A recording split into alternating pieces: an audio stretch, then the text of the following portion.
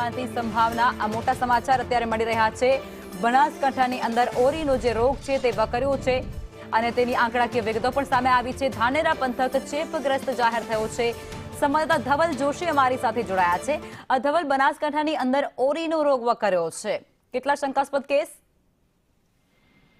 ચોક્કસથી વાત કરવામાં આવે તો બનાસકાંઠાના ધાનેરા પંથકના જે પ્રકારે ઓટીના કેસો વધી રહ્યા હતા તેને લઈને ગાંધીનગર આરોગ્ય વિભાગમાંથી જે ઉચ્ચ અધિકારીઓ છે તે ઉચ્ચ અધિકારીઓ નિરીક્ષણ અર્થે ધાનેરા પંથકમાં હતા। જોકે ગાંધીનગર ઉચ્ચ અધિકારીઓના નિરીક્ષણમાં ધાનેરા પંથકમાં ઓરીના 9 પોઝિટિવ કેસ તો 37 કેસ સામે આવતા હડકંપ મચ્યો છે। છેલ્લા 3 માસથી જે પ્રકારે ઓરીના કેસ સતત વધી રહ્યા છે તેને લઈને ગાંધીનગર ઉચ્ચ અધિકારીઓની ટીમ દ્વારા જે નિરીક્ષણ કરવામાં આવ્યું ને તેમાં કેસો વધવાને કારણે હવે આગામી દિવસોમાં ધાનેરા જે પંથક છે તે પંથકને ચેપગ્રસ્ત જાહેર કરી શકે તેવી આરોગ્ય વિભાગ માહિતી મળી રહી છે। જે પ્રકારે કેસો વધી રહ્યા છે તેને લઈને ક્યાંક ને ક્યાંક આ ચિંતાજનક સ્થિતિમાં બનાસકાંઠા તેમજ ગાંધીનગરનું આરોગ્ય વિભાગ એલર્ટ મોડમાં આવેલું જોવા મળી રહ્યું છે। જી આભાર ધવલ, આપ જોડાયા તે બદલ।